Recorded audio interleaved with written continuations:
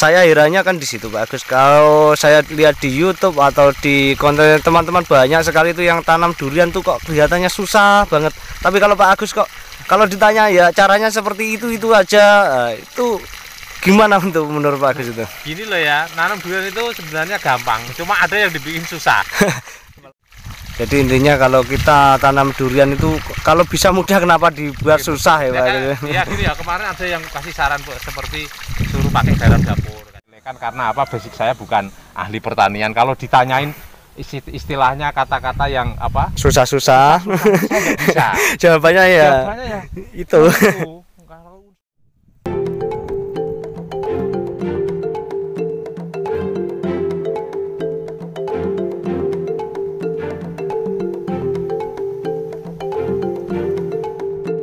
Selamat pagi sahabat pertanian dimanapun Anda berada ya. Hari ini saya sedang berada di kebun duriannya Pak Agus ya. Ini ada orang sedang panen singkong ini di kebunnya Pak Agus. Singkongnya Pak Agus dipanen, mau ditanami durian lagi. Kita lihat tanaman duriannya Pak Agus. Ini pun durian ya. Itu di sana ada Pak Agus sedang siram. Ini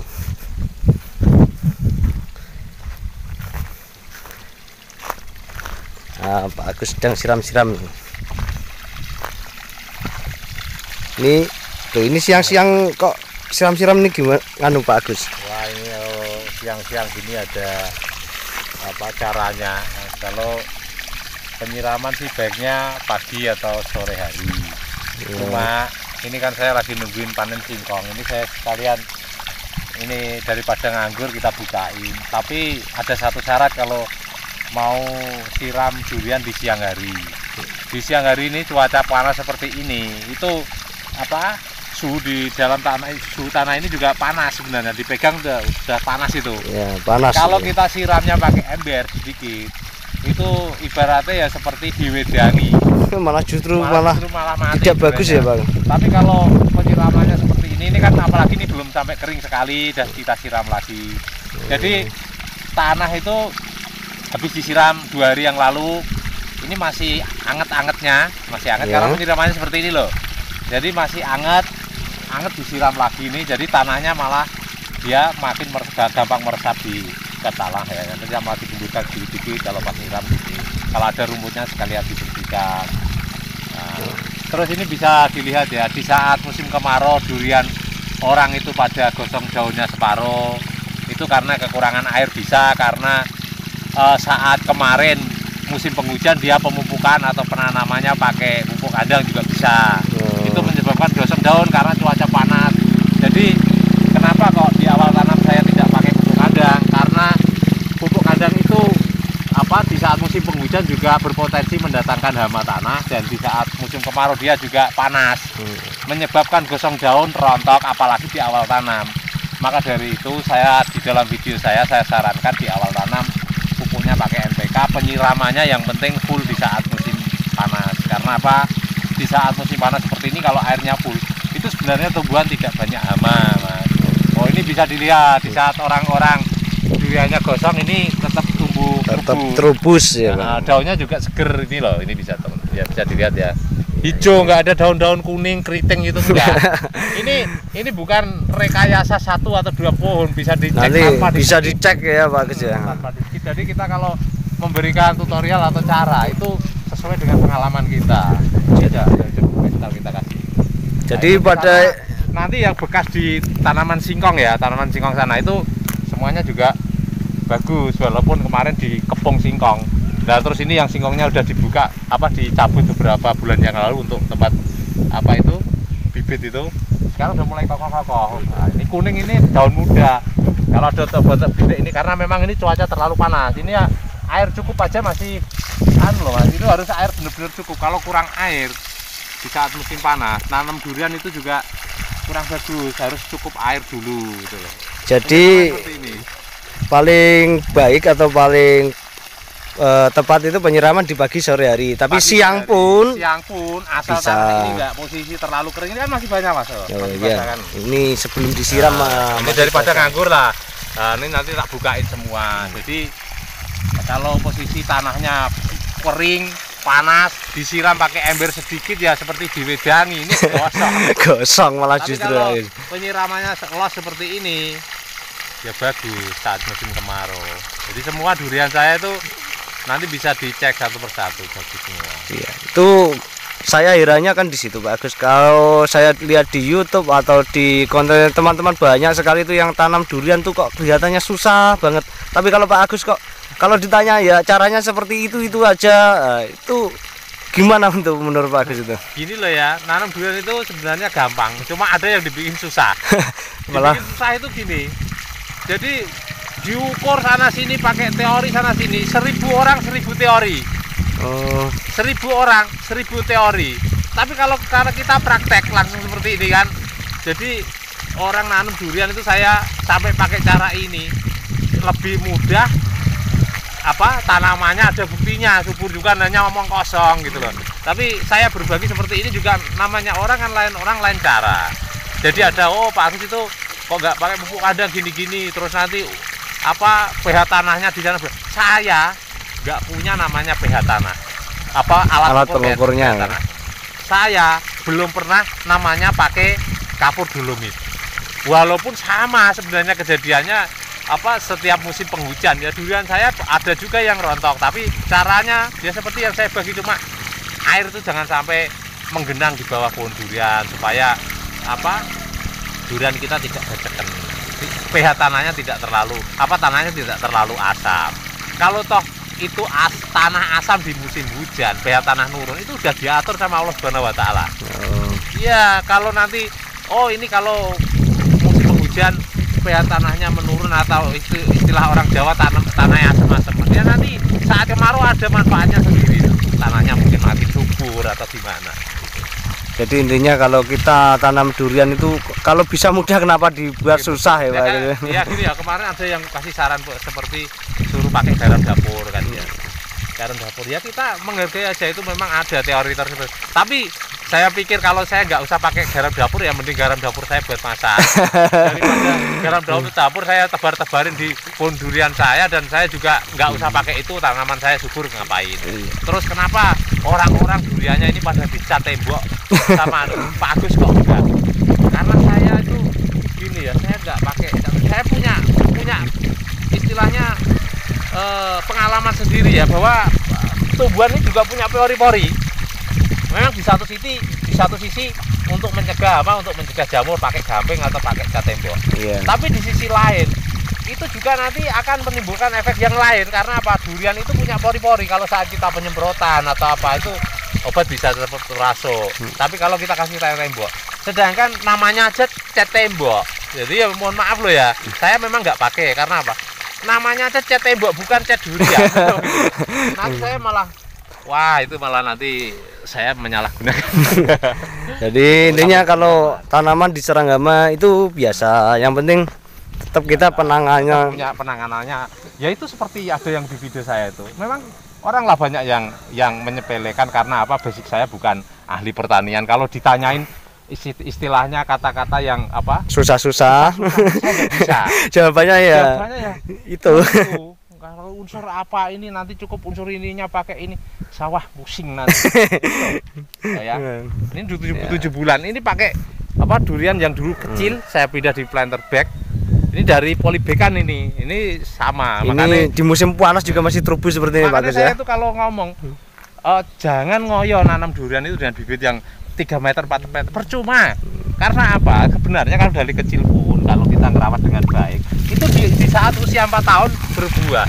Sedangkan orang nanam durian 3 meter 4 meter itu nanti harapannya 1 tahun berbuah. Perkembangannya nggak bakalan bisa seperti durian yang tanam dari ketinggian di bawah 1 meter. Karena kalau tanam durian dengan ketinggian 4 meter, sedangkan dia bibit dongkelan, akar itu keputus semua. Itu sudah saya nyatakan, sudah saya buktikan. Akar itu begitu ditanam, dia pemulihan lagi itu nggak cukup waktu 1 tahun 2 tahun. kalau toh 1 tahun berbunga itu stres. Itu malah justru malah stres ya Mas ya. Kalau 1 tahun berbunga. Seperti ini Mas, ini bisa dikurangi. Kita nggak bawa gunting. Itu sabit tanpa merek, bukan gunting tanpa merek. Wah kena atasnya, nggak apa-apa. Ini waktu penyiraman ini Iya. grojok dikasih batu ini Pak ya. Supaya ini nggak masuk ke tanah, jadi akarnya nggak terganggu. Oh. Terus ini ya, sekali lagi ini pupuk siapa? Nanti siapa tahu ada yang bertanya. Instalasi ini sebenarnya ini 1,5 in. Iya. Dan ini 3/4. Ini kan 3/4. Iya. Ini 3/4. Ini sebenarnya salah. Kalau ini 1,5 in, ini 3/4, pentokannya akan lebih kencang. Jadi hanya butuh waktu 6 detik untuk menggenang seperti ini. Nanti bisa dicek di pohon yang pohon lainnya. yang lain yang sudah saya ganti 1,5 in. Ya, jadi ini kan tinggal pindah lagi. Nah, terus ini saya tambahkan untuk berbagi kepada teman-teman yang nanam durian. Nanam durian itu seperti ngerawat biji. Jadi tidak bisa ditanam ditinggal pergi kok. Duriannya subur seperti ini harus disiram ya. Terus saya tambahkan, seandainya teman-teman itu merawat durian, penyiraman itu kan ada yang bertanya, ada yang minta disemprot sama daunnya, Ya. ada yang pakai sprinkler itu yang putar, Yang putar-putar itu ya. Itu bagusan mana Pak sama yang pakai keran seperti ini? Kenapa saya pakai keran seperti ini? Itu saya bilang efektif seperti ini. Saya jelaskan seperti ini Mas. Ini kita buka keran ya. Dan air langsung di bawah sini. Perakaran itu di sini. Kenapa kalau saya suruh bikin tempat penyiramannya agak luas? Supaya akar itu nanti kalau sini basah di saat musim kemarau, akar itu cepat menembus ke sini kalau kita sering geburkan.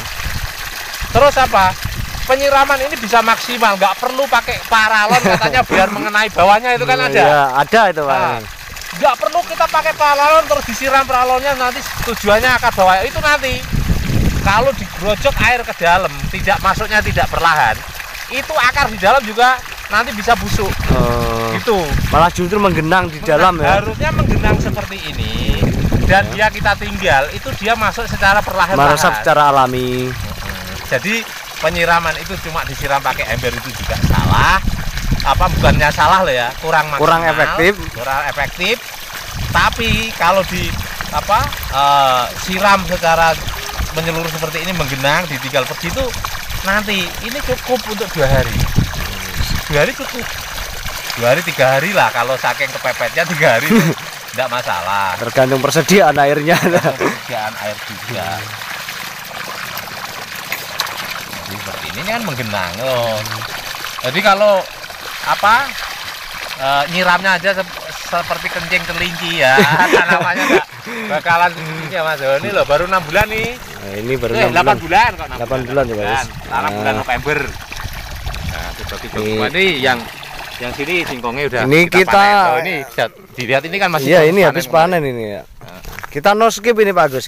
Biar kita jangan di skip tanaman saya itu, jangan skip, nggak ada istilahnya. Ada yang bilang kemarin, itu yang memang terserang situ mati. Satu kemarin karena kurang tahu, karena di tengah singkong dimakan rayap atau gimana ini loh. Kadang teman-teman kan ada yang gini, itu yang diperlihatkan yang bagus-bagus saja. Nah, kita kali ini kita no skip gitu teman-teman. Ini belum kita gemburkan Mas, karena memang ini banyak rumput ya, karena memang ini kan singkong, penuh singkong baru kita panen ini. Ini nanti kita gemburkan, kita beri penyiraman lebar, cepet banget ini. Tapi kalau ini memang tanamnya bibit besar. Ini sudah besar 180 ya? 180 cm ini. Besar ini.